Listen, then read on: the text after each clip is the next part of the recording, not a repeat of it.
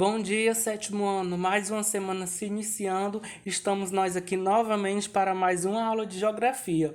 Hoje, que é segunda-feira, 24 de maio de 2021, eu sou o professor Eugênio e sejam bem-vindos a mais uma aula. A nossa aula de hoje é uma continuação das duas aulas anteriores, que foi sobre Brasil, distribuição e crescimento da população brasileira. Hoje nós estamos tendo a nossa aula de número 3. Nas nossas aulas anteriores, nós vimos um pouco sobre o Brasil, que é um país populoso, mas que ele é um pouco povoado. Nós também vimos sobre a distribuição da nossa população brasileira por território. Hoje nós vamos ver sobre o crescimento da população brasileira, no caso, no crescimento vegetativo, e sobre natalidade e fecundidade em queda. Vamos lá para mais uma aula. Crescimento da população brasileira. O crescimento vegetativo.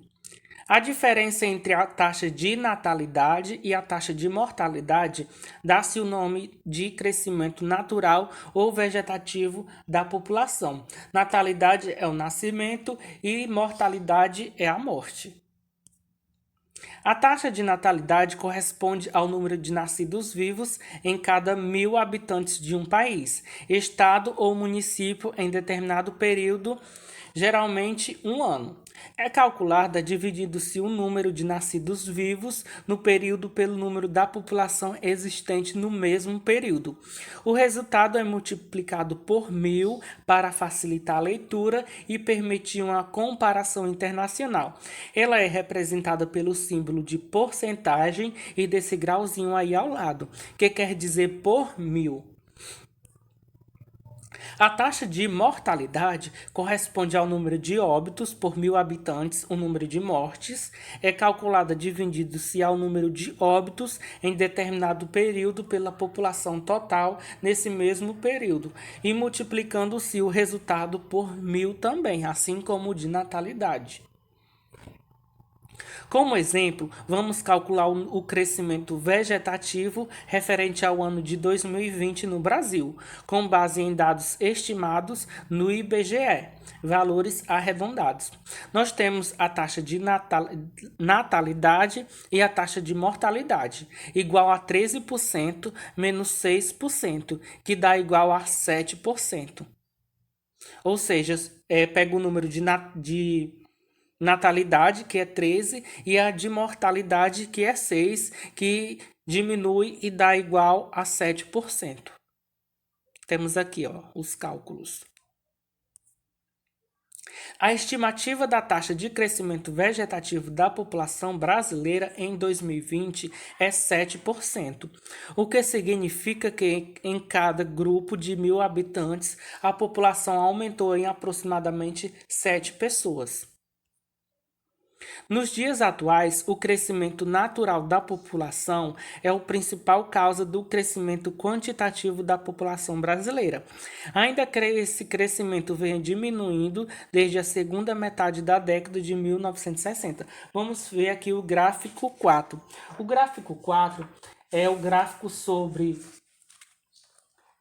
as taxas de natalidade, de mortalidade e de crescimento natural da população por 1.000 habitantes, desde o ano de 1900 ao ano de 2020. Lembrando que aqui tem o ano de 2020, mas isso aqui foi feito antes da pandemia, né? No caso que a taxa de mortalidade deve ter crescido muito com esse imprevisto. Aí nós temos aqui as porcentagens.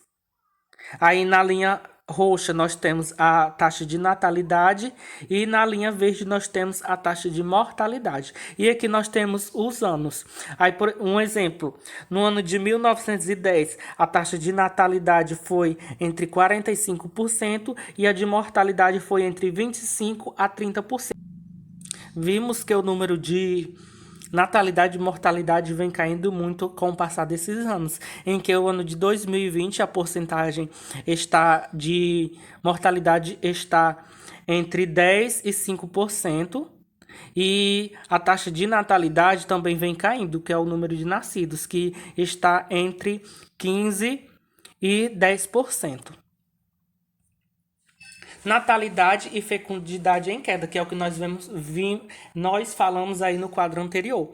A partir de 1961, ocorreu uma redução mais acentuada das taxas de natalidade no Brasil. Vários fatores contribuíram para isso. Vamos ver quais foram esses fatores que fizeram com que a taxa de natalidade, que é os nascidos, vem diminuindo no Brasil. Com a modernização da economia brasileira, representada principalmente pela industrialização, muitas famílias migraram do campo para a cidade em busca de melhores condições de vida, como empregos de maior remuneração, assistência médica hospitalar e educação para os filhos e vários outros pontos que também contribuíram para isso. Geralmente, as famílias residentes no campo tinham muitos filhos, o que representava mais ajuda no trabalho rural. Migrando para as cidades diante dos custos e das dificuldades impostas pela vida urbana, os casais diminuíram o número de filhos. Eu não sei vocês, mas se vocês ouvirem a história dos avós de vocês, eles vão contar que os pais deles tinham muitos filhos para ajudar nas atividades de casa, a cuidar dos animais, na colheita de milho, na colheita de mandioca, que aqui onde nós vivemos é no interior, isso é muito comum. Mas hoje em dia já tem mudado bastante. Além das famílias migrarem para as cidades em busca de trabalhos que não sejam esses da agricultura, as famílias que aqui mesmo vivem, onde nós vivemos, elas mesmo assim elas não têm tantos filhos como antigamente. A maior participação das mulheres no mercado de trabalho e o aumento do uso de métodos contraceptivos também contribuíram para que os casais reduzissem a quantidade de filhos. Esses métodos contraceptivos que nós falamos são as pílulas e outros, né? Como não tinham muitos na antiguidade, eles não conseguiam assim conter a quantidade de filhos. E hoje em dia isso já mudou bastante, pois os pais até escolhem a quantidade de filhos que querem ter. Redução da mortalidade e o aumento da expectativa de vida. Outra importante tendência demográfica atual está relacionada à redução das taxas de mortalidade. Nós vamos rever aqui o gráfico da figura 4. Diversos fatores explicam essa redução no Brasil e no mundo. Aqui, como nós já vimos o gráfico, nós percebemos que a taxa de mortalidade vem caindo muito desde o ano de 1900 até 2020. Um dos pontos que nós temos que diminuíram essa taxa de mortalidade foi o progresso da medicina, do diagnóstico de doenças a descobertas de medicamento para a cura de enfermidades. Como nós estamos aqui comparando a nossa aula de hoje entre o ano de 1900 até os dias de hoje, que é 2021. No começo desses anos aí que nós vem falando, não tinha muita descoberta na medicina. As pessoas morriam e não sabiam nem de que estavam morrendo, pois elas não descobriam a doença que tinham e nem medicamento tinham para isso. E hoje em dia já é bem diferente, pois as doenças são descobertas com antecedência e assim as pessoas fazem tratamento para que essa doença não avance até chegar à cura e evitar a morte. Campanhas de vacinação, nós vemos aqui a figura 6. Hoje, quando a criança já é bebê, já tem aquelas campanhas de vacinação para que essas crianças evitem doenças futuras. Temos também a melhoria das condições sanitárias por meio da instalação de redes de água tratadas, redes coletadoras de esgoto e da coleta de lixo, que isso aí também foi um problema em que causava muitas doenças nas pessoas. E hoje em dia, como temos essas melhorias de condições, isso também não é mais problemas para grande parte da população. Maior conscientização da população quanto à prevenção de doenças que estimula a prática de exercícios físicos e de uma alimentação mais saudável. As pessoas hoje em dia elas veem na TV ou até mesmo com um profissional da saúde, da alimentação, maneiras e dicas para conter uma alimentação saudável e evitar doenças, coisas que as pessoas mais antigas não tinham. E isso já faz com que a taxa de mortalidade caia muito para os dias atuais.